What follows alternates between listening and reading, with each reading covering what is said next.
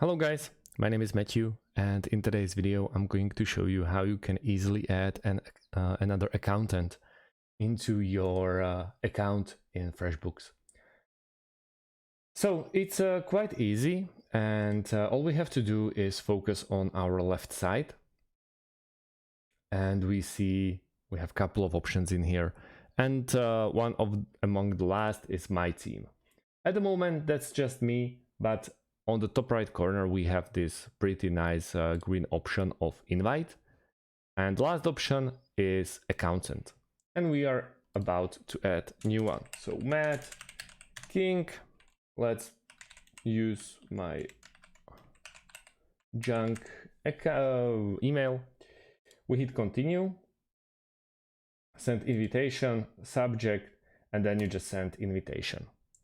Accountant invite sent. Working with your accountant just got easier. Done. So invitation is sent. Let me go to my junky account. So how fast it arrived, but obviously it's gonna take some time, so it's not arrived yet. But easily you can just tell your accountant to look for an email from FreshBooks, and then he can easily join. So that's about it. Thanks for watching, guys, and see you in the next one. Have a great day and goodbye.